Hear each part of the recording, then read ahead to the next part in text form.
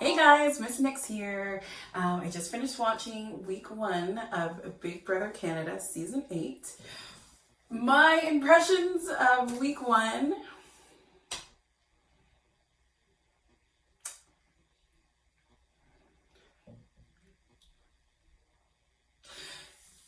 Pretty boring. It was pretty boring. It's pretty boring, right? You guys agree. Okay, so week 1, night 1, house guests go in the house. Cool. The big twist is that Canada's HOH. Okay, who cares? There's no secret rooms or house guests that are secretly watching in another room, or we're voting in a new house guest next week. Or Damien running through the house looking for a secret room to get the blood diamond and veto, or what, like, okay, nothing particularly exciting happens. They walk in the house, cool. Awesome, they're in the house. Fun to watch, sure, great. Okay, night 1, okay, the first eviction, let's see how they're coping. First eviction comes, Nico self-evicts. Okay, cool. So basically, week 1, for those who have fantasy drafts or whatnot, week 1 it's going to say HOH, no one, evicted, no one, basically. Week 1 is total wash. Basically didn't happen. Super boring. It is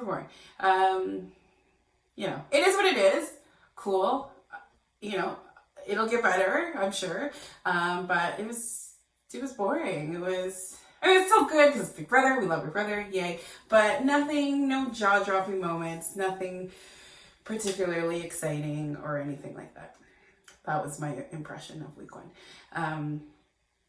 Okay, sure. So, in terms of Nico self-evicting, it is what it is, and it's fine. They're like, never in the history of Big Brother. People have self-evicted before. Not exactly like that, but people have self-evicted before for various reasons. And, that's okay. That's okay. And I haven't been on Twitter or social media much today, but I hope that the Twitterverse is being kind to him. It's part of Big Brother, truthfully. A lot of us watch this because it is a social experiment, right? That's the whole thing, is you put these people in this house under great stress and pressure and see what happens. And people self-evict. That happens. He's not the first person to self-evict.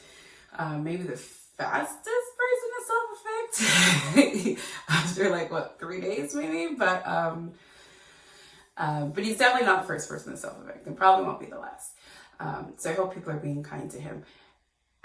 Last season, Kira, they showed us she had a hard time week 1. She cried the whole first week, and she wasn't on the block. She wasn't voted Canada's least favorite or anything. She had no pressure, and she still just cried the whole first week. I think if you had given her the pressure of also being on the block and also being voted, she would have self-evicted too. It sucks that he self-evicted and didn't maybe wait a couple more days, because we, the audience, didn't get to see sort of the live eviction and, give him love sort of in the studio audience. Also, usually after they get evicted, they have a whole bunch of after interviews. I think there's another Ica interview. Sometimes they go on the global morning show the next day or something like that. So I don't know if he's going to be doing any of those after interviews.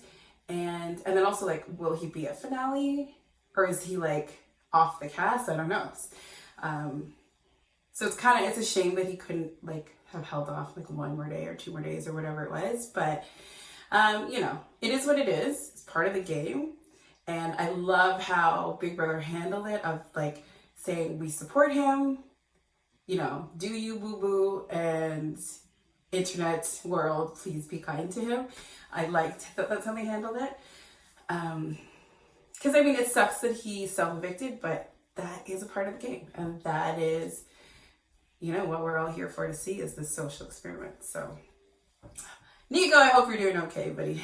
I think he's a GTA'er, I think he might be from the GTA, and I support all the GTA'ers.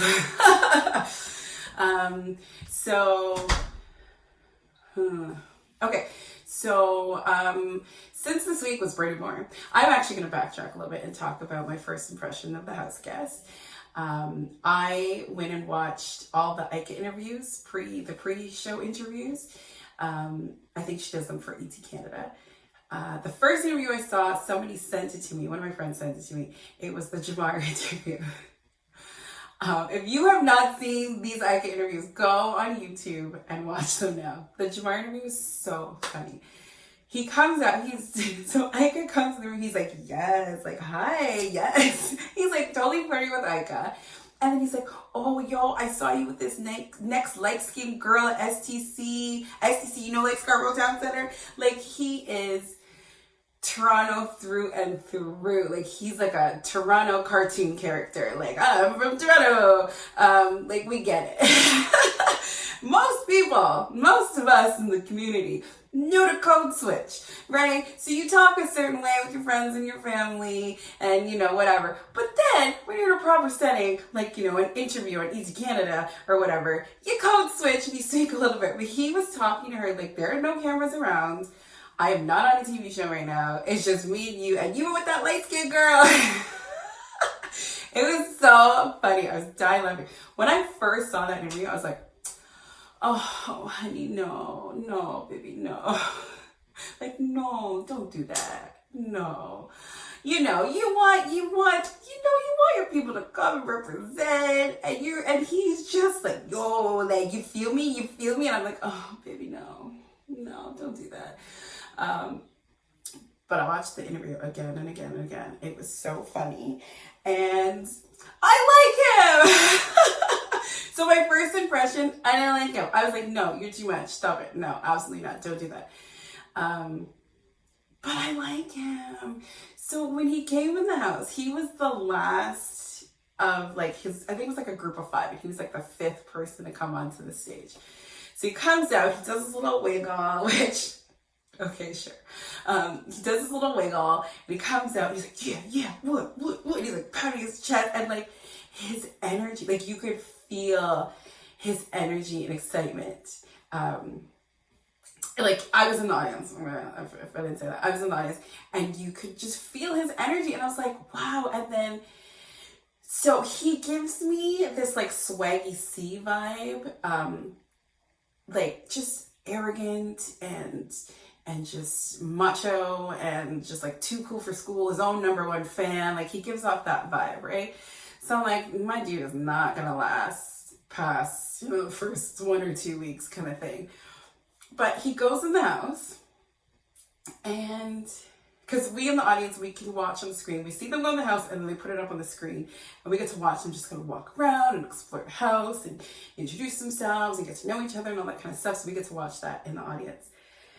And his energy, like he's very warm.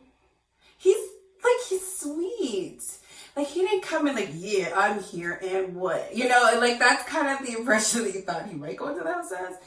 But he like was nice and friendly and walking around and mingling and talking to people. And Emily was like, yeah, I'm from Ajax. You feel me? He said, you feel me like a good like 700 to 2,000 million times. But he's a sweet guy. I like him. I do like him. I wasn't planning to like him, but I like him. And I think he's super entertaining. I think he's making great TV already. And he seems to be friendly and not too cool for school. Like he comes across too cool for school at first. But he's sweet. He's sweet. Maybe he's young, but like he's a cutie. I like him. He's a cute kid. So I hope he does well. I hope he goes far, and I hope he makes some good TV and can have a good experience. Yeah. So that's my recap on week 1. I checked in with the feeds this morning. There's a new HOH. It looks like noms are today. Everybody's freaking out because who won HOH is it doesn't seem like he's friendly with a lot of people, so everyone in the house is kind of freaking out because they don't know what he's going to do. So I like it.